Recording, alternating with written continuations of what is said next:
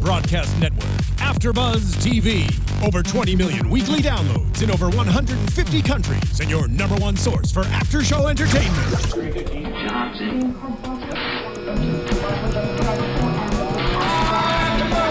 AFTERBUZZ TV, the destination for TV superfans. Producing aftershows for over 300 of your favorite TV shows. Interviewing celebrities and showrunners. And bringing you behind-the-scenes exclusives. All thanks to E! Entertainment's Maria Menounos, producer Kevin Undergaro, and internet leader Akamai. Now, let the buzz begin! Hello, everyone, and welcome to the Season 4, Episode 4, AfterBuzz After Show of Masters of Sex. I think I said that correctly, yes. Oh, I thought we were on Season 3. Season 3. I knew I was going to get one wrong. I was like, where are we? What year is it? It's a long day. I am Adrian Snow. Will Link is not with us tonight. He will not be here tonight or next week, but we will have him back soon. So we wish him well on whatever he's doing. I'm sure He's sorely missed. Sorely missed. But if you ladies would like to introduce yourselves. Hi, guys. I'm Quinn Scillian. You can find me on Twitter at Quinn Scillian. I'm Yael Tygiel, filling in for Will Link. I'll be here this week and next week. You can tweet at me at Yael Tygiel. That's YaelTygiel. Yes, and I'm Adrian Snow, and you can follow me on Twitter and Instagram at Miss Adrian Snow. That's MSADRIANSNOW. And as always, please subscribe to YouTube, SoundCloud. I always want to say Soundbox for some random reason. iTunes. We really do enjoy hearing feedback from you all, and we appreciate all that you do for us. Yeah, I thought we had some good conversation happening on our YouTube channel from our, you know what I mean, the video from last week. The comments? Yeah, the comments yes, from last definitely. week were really good, so let's keep it going. I like to keep talking about it during the week, not just on Sundays. Yeah. So with that said, I think we should just go ahead and dive right in. Yep. So first thoughts? I love this episode. I was saying before the episode started that I missed season 1. I missed the controversy of season 1, and I felt like this episode kind of brought that back a little bit in different ways. And also, we got Allison Janney back. Yeah, right? Yay. And the best intro ever. Oh, yeah. Yeah, we said, oh, hello. Yeah, right? Yeah. Yeah, it was a good episode. Like, right after we were done watching it, I was just like, whoa. Felt like we got a lot there. There was a lot. We got a lot of stuff packed into that hour of TV, which is cool. But also, I think it's going to make this after show a little bit like, what else happened, and then this, and then this. Yeah. So I guess we should just go ahead and jump right into Barton and Margaret, just in terms of them being reintroduced to each other for, I guess it's been, if they got divorced at the end of season 2, then essentially they haven't seen each other in 4 years. Yeah. I think they said 3 years since they signed the papers. Yeah. So how did everyone feel about that, the reintroduction of them and Margaret being like sexually liberated to a certain extent, not completely. We kind of got to watch Margaret kind of discover her own sexuality a little bit with I think that was season 1 or season 2, and so that was kind of fun. And they were kind of seeing the continuation of that now, and it's really important to her. I think that what happened with Barton for her sex life to be a very loving one. You know what I mean? She has this fascination with her, and I'm just going to call him Jimmy Cooper because I can't remember the name of the actor. Tate Donovan. Mr. Cooper. She wants them to be able to like orgasm simultaneously. She has like this romantic notion of like, you know, looking into each other's eyes while they both climax, and like it's just, but he has this kind of problem. Yeah. Premature ejaculation. I love that Virginia is like, that's a tall order. Like, that's not a thing that happens. And this is coming from Virginia, like a woman who like has kind of like, she knows. Yeah. She knows what's up. Well, I mean, also, like, they know from their studying, from research, and from, you know, the world, that, like, that's not a thing that happens all the time. And I like that they're trying to help Margaret, you know, fix her expectations a little bit while trying to help Tate Donovan. Oh, I forget the character's name now. It is Graham. Graham, yes, to help him with his dysfunction. And I'm really excited. I'm just excited she's back, but I'm also excited to see where this goes, and that we opened the door to polyamory. I know. What a shock that was. Yeah, I was not expecting for that to happen, and I'm curious to see if the premature ejaculation is something that is like across the board. That's what I was saying. I was getting the feeling. Like, touch upon that with him and Joe, the yeah, other woman. that's the thing. I was getting the feeling is that it's only the case with Margaret, because after she closed the door on them, like she wasn't like upset or anything, but she was like there was something that felt like a little bit was like something was missing for her. I feel like, and I think that like maybe seeing him with her was like, oh, he doesn't have that problem with her, and maybe it's only with me. I don't know. Maybe I feel We'll like have to see.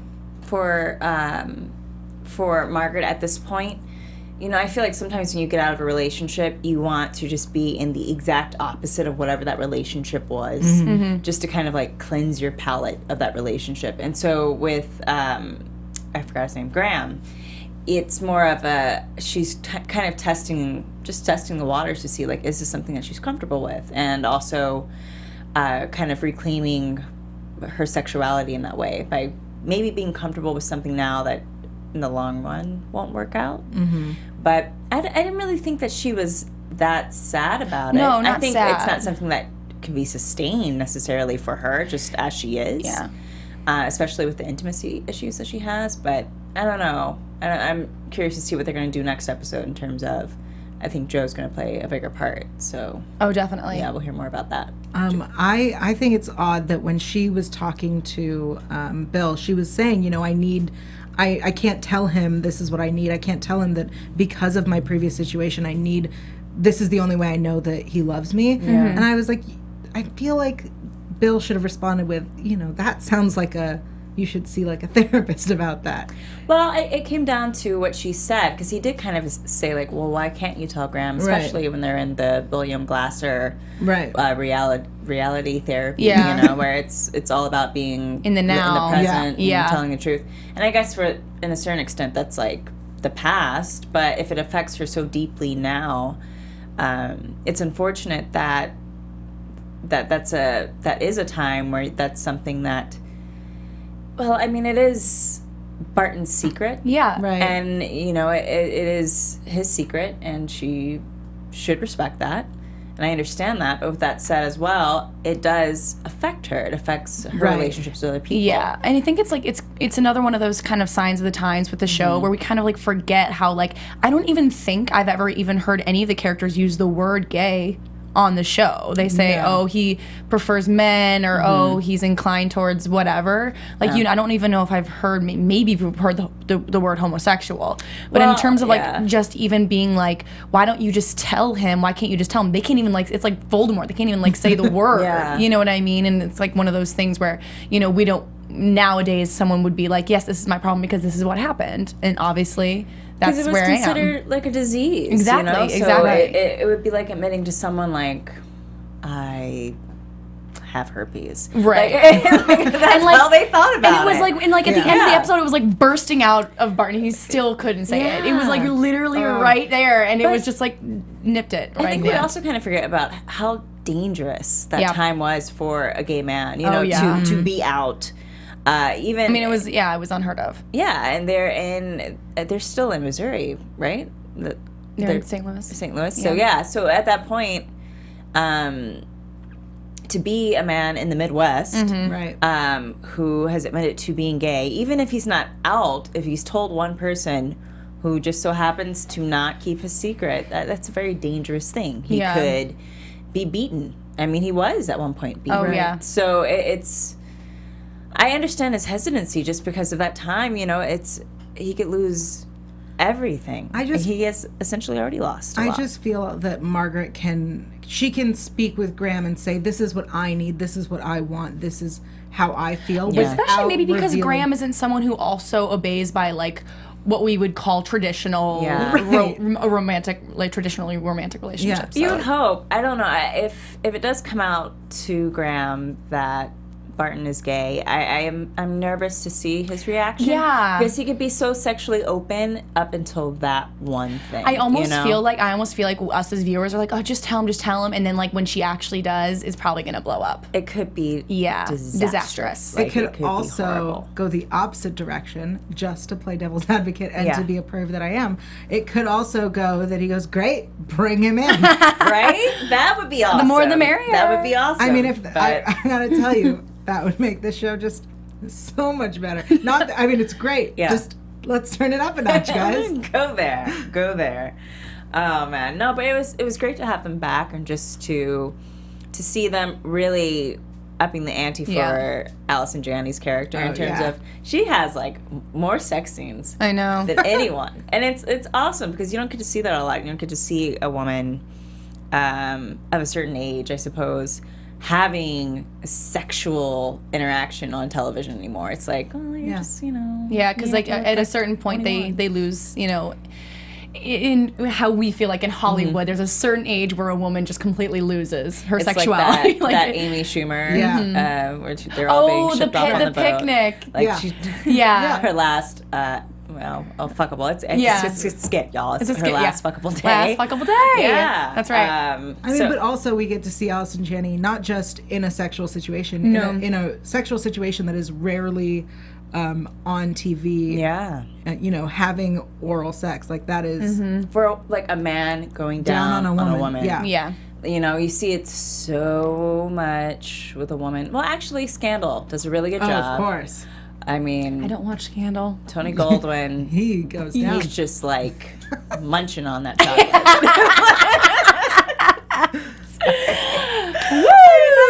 All right, Masters of Sex. Let's go there. No, what I love about this is that you have Barton and you have Margaret, and they are representing the older generation, the closed off, the closed-minded, the scared kind of, and we're watching them kind of experience this opposite situation that both of them have grown up to think is what is the norm and what you should do and stuff. And that's why I think it's like so interesting to watch it, because we're watching Masters and Johnson, and like we're watching these really, really progressive people who just are innately that way.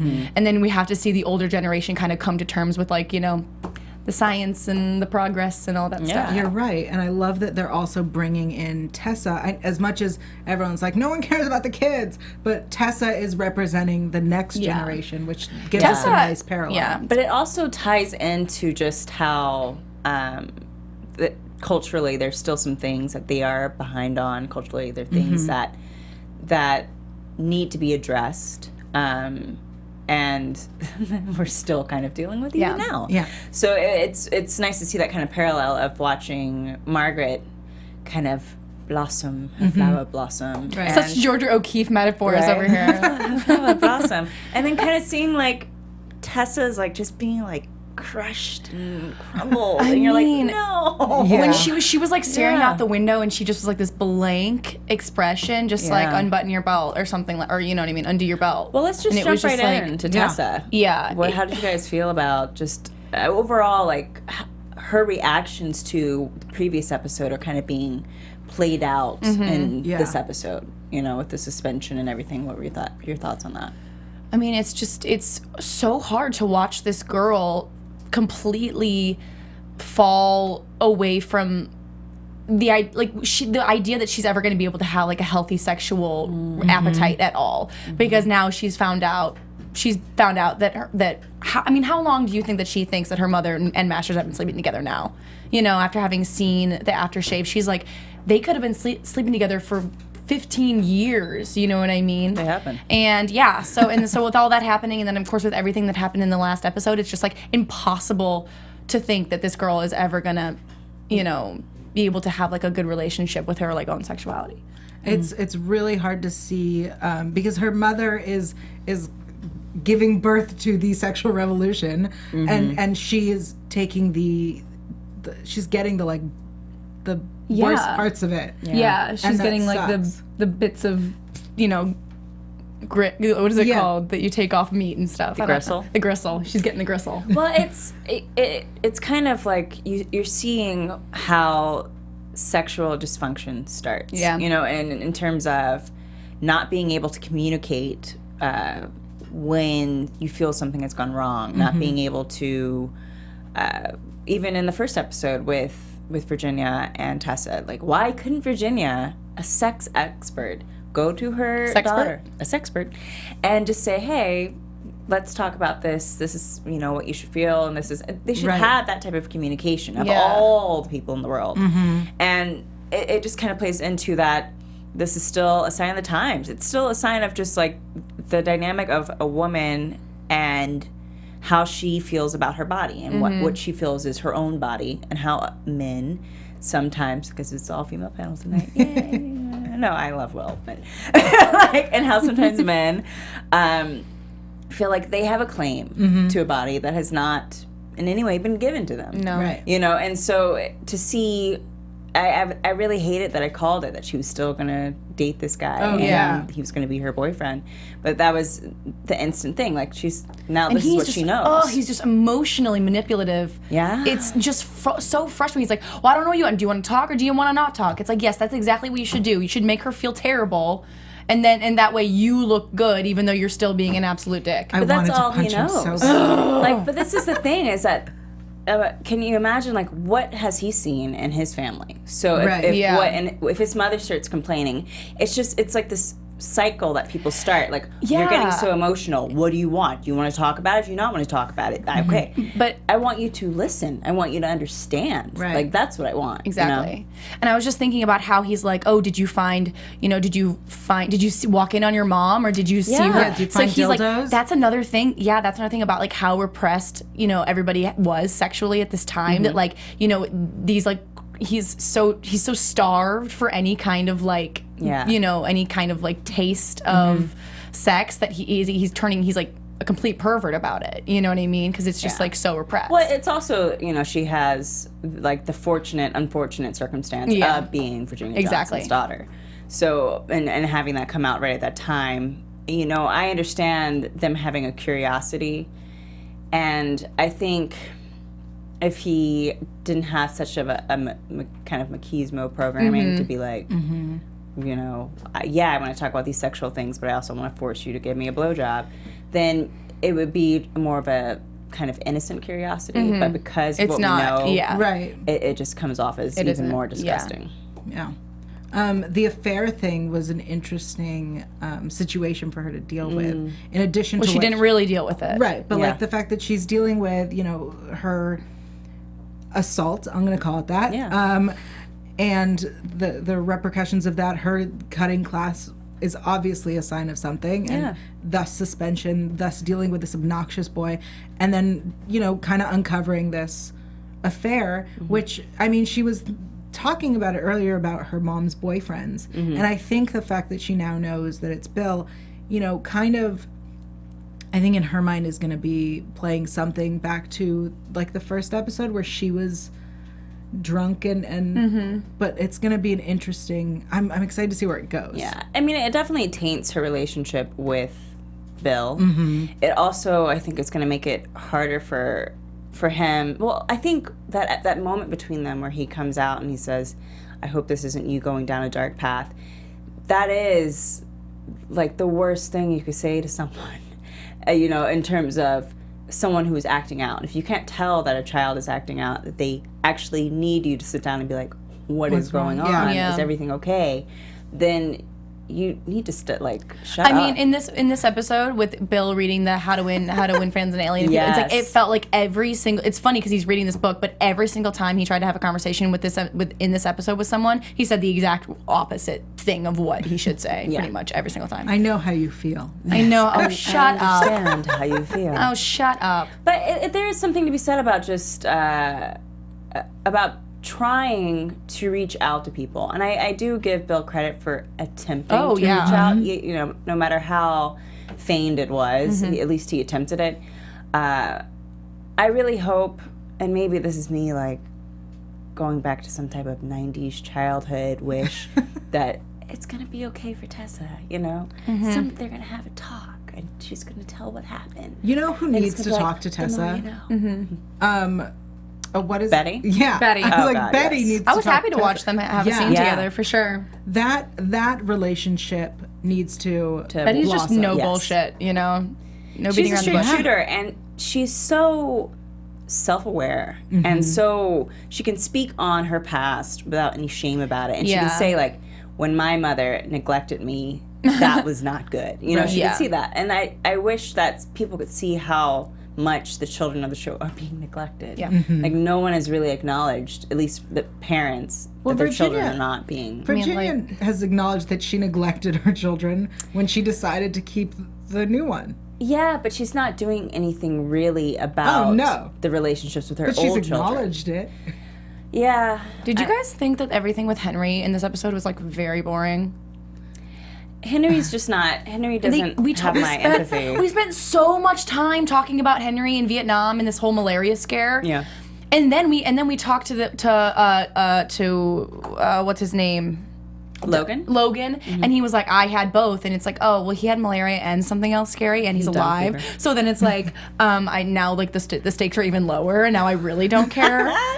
We spent so much time. It wasn't about Henry. I know it wasn't about Henry. It was. I totally get Virginia. that, but it was just too much talk. I think so boring. It's a very interesting parallel to see how mothering Virginia is to Henry now that he is gone. Nowhere near. Yep. How mothering she is to the baby because she has no choice but to be mothering. Mm-hmm. Don't you think that's kind of interesting now that we're talking about this? It's reminding me of how Bill was like, people always want what they can't have. That's why we should wrap the book up in like the brown paper and stuff. Kind of the same thing with what's going on with Virginia. Don't know what you got till it's gone or whatever. And Tessa needs her the most and she's just not there. How do you not pick up on cues, especially as a sex therapist? Like, I'm sure they haven't touched on it in the show, but I'm sure they have really faced clients or I can't think of the name.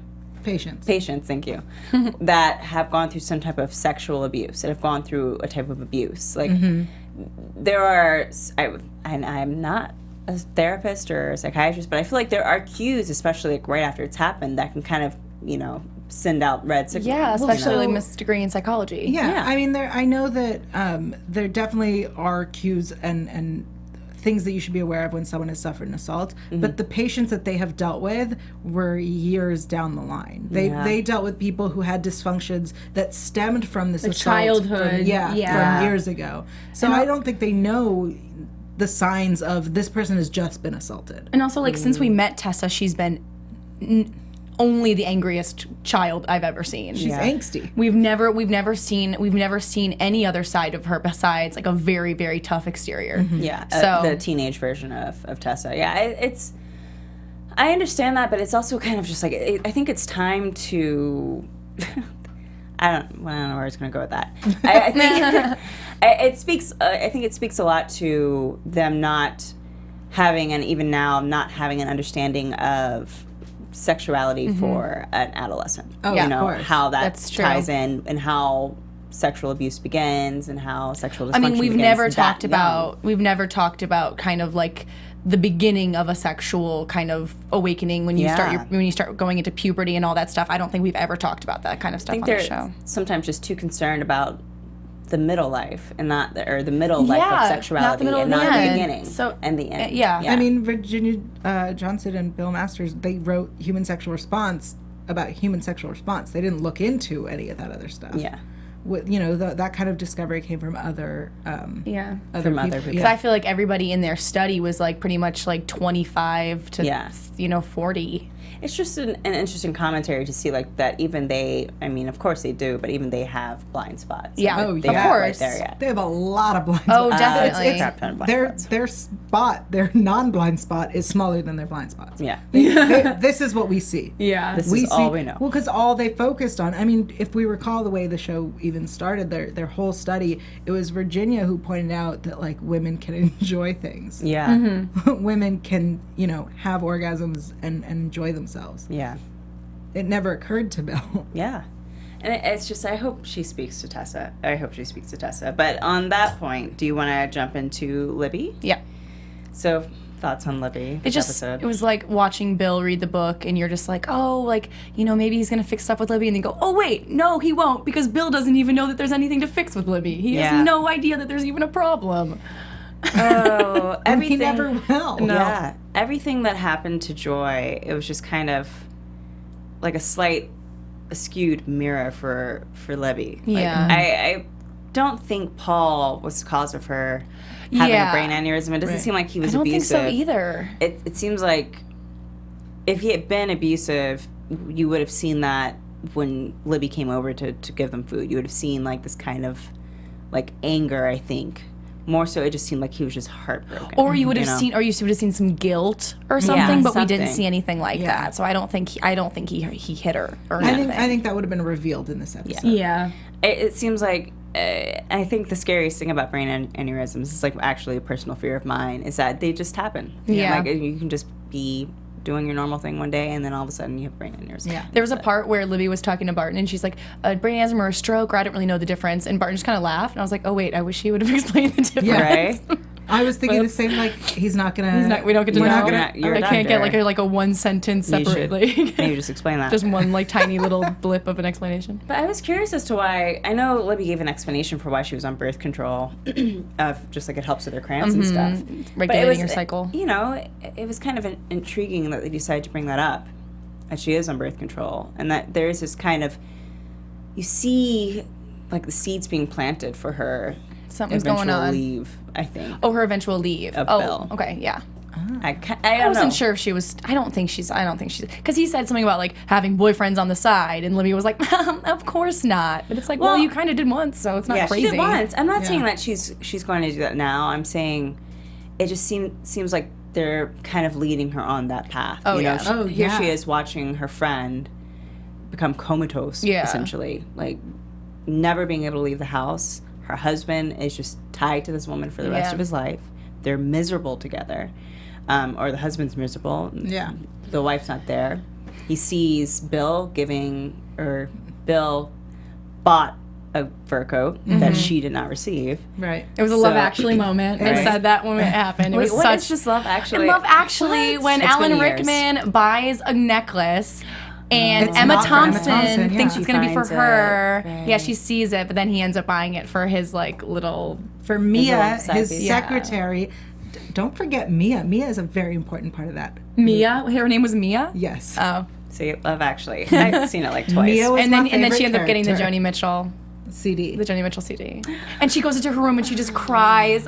Okay, we're not talking about Love Actually. That's so sad. Sorry. I hope by the end of season 3, Libby will just be out the door. Like, doing her own thing, having her Margaret / Allison Janney moment, being like, I want to be free. I know, and she's trying so hard to remind him of how much he used to appreciate her. Yeah. Well, I think that's also because he gave her the fur coat that night, right? Yeah, yeah. She had a fur coat, and he had forgotten that he gave her a fur coat because the lady at the store was like, "You're a fur virgin," and he didn't correct her because maybe he did forget. Yeah. Because he was like, "Oh, it was a long time ago." Knowing him, he totally doesn't remember that he did this. I know. Yeah. But I feel like you're right that we are headed down this path of her leaving. But we started with her and Virginia having a conversation at the beginning of the season about how she's kind of okay with this almost polyamorous relationship, and that as long as it doesn't ruin the family unit, she can deal with it. But she's not even a peg on this tripod anymore. Oh no. Do you know what I mean? I mean, Bill straight up said to Virginia, we're a team. Is that fly driving you crazy? Just a little bit. I There's just a fly wanna in be the like, studio. "Ah!" But it's okay. But you're right. You're right. So I think that maybe that is why we started there with her saying, as long as it doesn't ruin this family, we're fine. Yeah. And then we're gonna. And we got to see one of Bill's kids for like half a second in this episode. I don't even know his name. Wait. We saw the daughter. Oh, we saw the daughter. That's Yeah. right. She was talking to Libby, and then we Abby. saw the son. son. Oh, the son. I forgot Not about. Howie, but Completely forgot we saw the son. So anyway, can't think of speaking his of name right now. neglected children, right? That's such a theme in here. Just like how these poor children. I know. These poor children. Yeah. And then they become our parents. Anyways, so those are your baby boomers, right? right. So I guess we should just go ahead and jump right into Virginia and Bill. Yeah. That was a pretty big movement at the end of the episode where he's sitting there and he's standing with the fur coat. Yeah. He's invited her to a dinner to celebrate all that they've achieved. Yeah. And it is kind of like, and I think she knows it, even if he doesn't see it, that it is her kind of replacing Libby. You know, once she puts on that coat, it's pretty much like in the works. It's on its way. Yeah. They're on the train. It just doesn't seem. She just doesn't seem excited. I don't think this kind of like legit relationship with Bill is ever something that Virginia wanted. And maybe she thought she wanted it, but I don't think she ever actually wanted to be, you know, like, what is it called? Married, tied, Yeah, married. involved. No, I agree 100%. I don't Monogamous or whatever. I don't think that really was something she ever wanted. And I think that now, especially now that she's married again, it's going to be such an interesting. And now this little relationship with Logan seems she to lied. be. She had gone to dinner already with Logan, you know, so it's Oh, and you know that's going to become something. And Logan's still married. right. Yeah. What he said about his wife is really intriguing, though. It was really Just about interesting. how he seemed to have like a lot of respect for his wife. And he was very like open. You know what I mean? He wasn't like hiding anything from her. So that's interesting. That gave him some nice levels. It 'Cause really in the did. beginning, I love Josh Charles, but that first episode, I was like, oh God, he's just gonna play. He's gonna be such a creep. skis. No, but he's So they give him not. No, there's some layers. serious depth to him. And Yeah. it looks like all season we're going to be, because we're opening all these different types of, I don't want to keep saying polyamory because they're not all polyamorous, but like these non-traditional, non-monogamous marriages. Yeah. Which is so, I'm really excited to explore it, but I'm really excited to explore that we're seeing the different types, where we have this is, Margaret and Graham and Joe. And then we have what's going on with Virginia and Libby and Like seeing all the ways that sex is different from marriage and love, the traditional idea of love. And it kind of jumps back to what Virginia said in the first episode about, or what Bill said in the first episode about, like, the key to a healthy sexual relationship is honesty and trust. And so that's kind of like the theme of this season. It's like, who trusts who is honest with who. And when you see two people who are being honest with each other, do they seem to have like a better relationship for it? And the people who keep secrets from each other, are they suffering because of it? So it's just interesting to see. And do you think Joy had the aneurysm because she was keeping the secret that she wanted to leave her husband? I don't think secrets and lies can give you aneurysms. I would hope not. I was No, I know what you mean. I think she that's just how actually- science works. That's how She just had a brain works. aneurysm, so it could be a plot move for Libby. Right. Sitting there as a writer. We just need a reason for Libby to like want to be liberated. Yeah. Did you think that there was a couple easy things in this episode? I remember you saying that like there was like, oh, this is so obvious. It's obvious. The aftershave. The aftershave when Tessa was putting in the Rolodex and she cut her finger, I was like, she's gonna find the aftershave. Yeah. And then when Libby walks into Bill's office and starts writing the note, I was like, she's gonna find the jacket or the coat. Maybe. It was very there were a few things that were very like predictable, but through this discussion I've realized that this whole episode seems to be like, remember in the first episode of the season when this happened? We're paying that off now. Yeah. And so I like that we're 4 episodes into the season, they're like, we've paid off. You guys are ready for the rest. We're good writers. Yeah. We know what we're doing, you guys. It was, there was one point I did want to touch on in terms of Bill. Well, I guess Was it his marketing plan? Oh, well, yeah. I was like, I couldn't think of the original things. I was going to jump to that.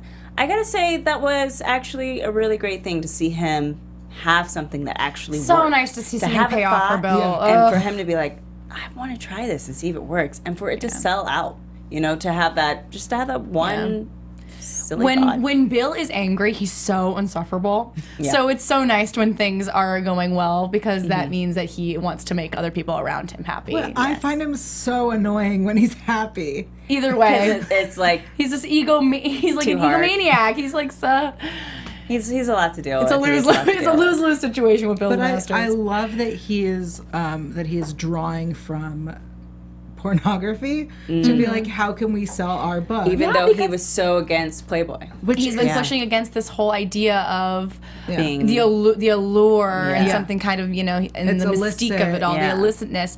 And now look, he is profiting from it. Well, it's funny because Hugh Hefner, like, historically was very active in the the sex education, and so because they did. We've been talking a lot they about had that. an interview, and he really was super interested in helping them out. And so the fact that they, without him, were like, we should do what he does. Yeah. It's like, yeah. I will be.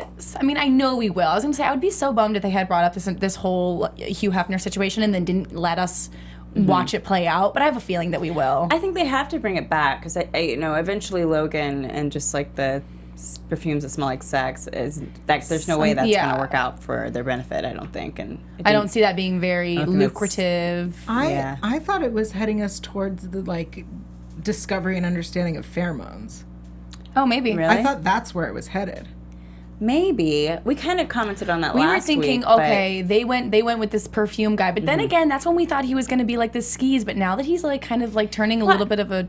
I think it might be a good relationship point for Virginia, but in terms of their business, they have to bring back Playboy. I think that's one thing that they should keep from the real life Virginia Johnson and Bill Masters. It seems that pornography is still kind of like a little traveling thread that they have, since we touched on it in this episode just a little bit too. Yeah. So I have a feeling that we'll be coming back to it. Yeah. So hopefully that'll come back. But I did want to say, I haven't read all of Masters of Sex. I need to finish this stupid book. It's like just sitting there on my Kindle. But I'm gonna start reading. It's fascinating. How to Keep Friends. What was it? How to Win Friends. Yeah.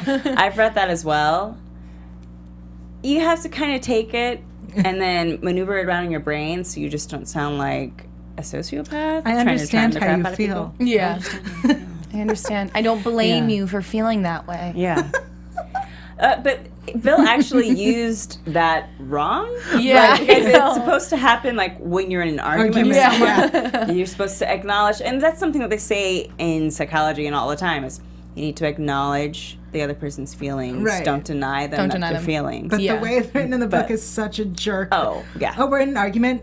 Oh, I understand how you feel. I don't blame you for feeling that way. Oh, yeah. It's so condescending, isn't it? I'll punch you in the face. Dale Carnegie's book, it is kind of like old school. You haven't quite figured out how to finesse right. Wasn't there something weird with Betty being like, back in the day when we... Never mind. Yes. Like that. Dale Carnegie was one of her jobs. Yeah. Something. Clients. One of her clients. Okay. Not John's. Yeah. Sorry. Is that archaic? No, it was interesting to touch on Virginia's hesitancy to be with Bill, like in a kind of monogamous, condoned way in terms of they're going to dinner and she's wearing a fur coat. Because the real life Virginia Johnson kind of commented later on that her marriage to Bill was kind of a business decision as much as it was a romance decision. And this is when she was older and he'd already left to be with another woman. Yeah. So a lot of people kind of assumed that she was like maybe upset or bitter about that, but she's like, no, I mean, you spend enough time around someone and it just seemed like the way to go. So I'm curious if they're going to play that into the television show as well, if Virginia kind of really, you know, she just didn't seem like she wasn't like popping a leg. She's not, you know, it's not a whirlwind, you know, fantasy. It's not the feeling. I guess I was talking with some friends the other night and they were talking about how, you know, they just want that feeling, that kind of excitement. I call it the Zazazoo because I watch too much Sex and the City. But yeah, you know, they don't have that Zazazoo for each other. It's just kind of convenient. You know what I mean? For a while, it felt like... Did they, though? I don't know. For the first 2 seasons, it felt like they couldn't keep their hands off each other. But I feel like we're going back to Margaret's request, and I feel like that's a tall order, guys. The Zazazoo? The Zazazoo. Why? In this situation with them? No, I'm saying, like, it doesn't... I'm saying that it doesn't seem like... It seems like Virginia wants somebody that she has the Zazazoo for. And that to go along with Bill would just be, like, settling. Like, okay, well, he's there. But it was very exciting for a while. I do feel like they had it... they were, like, very... very all about each other for a while, and you know how relationships do, like things plateau a little bit, and like I think that kind of happened. It's just you don't feel like they were how the relationship started in terms of they had sex with each other for the project at the time. It never seemed like it was really about like red hot fire chemistry. Like it became that just from them exploring each other, just kind of like how that happens sometimes. See, I think there was sexual tension from like the get-go. Really? Yeah. But maybe that's because it's TV and you like know, so I'm like probably just like implanting that on like something, but yeah. I don't know.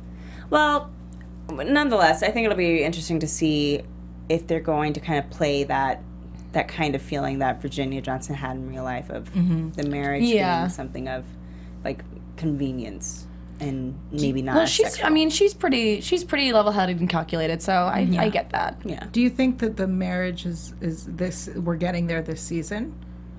No. Well, maybe. I feel like time is going by very fast. Yeah, 12 years have passed since season 1. And also just like from the last episode, Joy's in the hospital, and now she's already home, and like, right. So like, how long does that and take? they had a caretaker who they already fired. Yeah. So like, I feel like months and months is Tessa's boyfriend now. It's not. Yeah, like months are going by in between these episodes. So who knows? Honestly, I have no idea where we are temporally.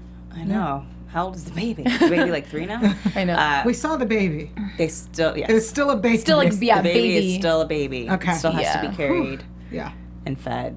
But babies are hard to tell because like sometimes a newborn on TV looks like 6 months old, and sometimes a 6-month-old is like a very, very small baby. So it's like, who knows? Baby casting. They just grabbed whatever child they could find, and they're like, this works.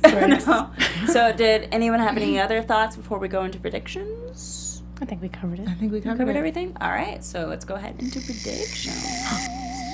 And now, don't hurt your me. AfterBuzz TV. Why does it always seem like we're being like abducted? It really by does. aliens? We are. Predictions. There's even like a lighting change, right? It's like, all right, yeah. I predict that we're gonna have more Margaret stuff, only because I really want it. And I think we're gonna explore the polyamory. Yay! And I think because it seems to be happening so far, I think we're going to get back other characters we haven't seen in a while, right? Because we brought back Tessa, who kind of wasn't really, the kids weren't there. So I think we're going to get more people that we haven't seen since like earlier last season or season 1. Okay. That's what I predict. I definitely think that we're going to get some more. Like, we didn't see the Bible kid. Yeah. We didn't see anything like that this episode, so we're going to see more of that, obviously. I also think that, like, I just feel like something's going on with Libby that we're not seeing. I think we're going to start getting some more reveals where she's like concerned. Maybe not an affair. That feels too obvious, but I don't know, something. And what else? Yeah, obviously just more Margaret. I want always more Margaret. And Lester. We didn't see Lester at all either. Yeah. That'd be nice. Maybe we'll have Lester and his wife come back next episode. I hope that next episode there's like the blossoming of Betty and Tessa's relationship. I think that would be more conversations there, please. Yeah, I think that'd be really beneficial for Tessa. If she can't get it from her mom, I think that would be a really great surrogate. And Betty's really fun. Betty's just so much fun. Love when Betty's around. Yeah. Things get done when Betty's around. The phone's around. ringing somewhere that's not here. Right? I love her. She's like, I gotta go. Yeah. So I think that's going to kind of be touched upon. I also think we're going to see the repercussions of Virginia accepting that fur coat. Yeah. Ooh. All right. Well, I think that about wraps us up for this episode of the Masters of Sex After Show. Thank you guys so much for tuning in. But before we go, where can everyone find everyone? You guys can find me on Twitter at Quinn Scillian. You can find me on Instagram at Quinstagram. And you can look for me on Vine at the Quinn Bee. Awesome. You can find me online at yael.tv. That's YAEL.tv. Also, Twitter, Instagram, YouTube, Facebook at Yael Tygiel. And you can find me on the Popcorn Talk Network doing a show called Adult Films Exposed, where we talk filmmaking with adult performers. Oh, cool. Yeah. I had a porn star reach out to me once after they heard me on here. Interesting. Anyways, I'm Adrian Snow, and you can follow me on Instagram and Twitter at Miss Adrian Snow, MSADRIN. All porn stars. SNOW. If you're a porn star and you would like me to interview, maybe? Okay. So, thank you guys so much for tuning into our after show, and we will see you all next Sunday. From executive producers Maria Menounos, Kevin Undergaro, Phil Svitek, and the entire AfterBuzz TV staff, we would like to thank you for listening to the AfterBuzz TV network. To watch or listen to other after shows and post comments or questions, be sure to visit AfterBuzzTV.com. I'm Sir Richard Wentworth, and this has been a presentation of AfterBuzz TV. Buzz you later. The views expressed herein are those of the hosts only and do not necessarily reflect the views of AfterBuzz TV or its owners or principals.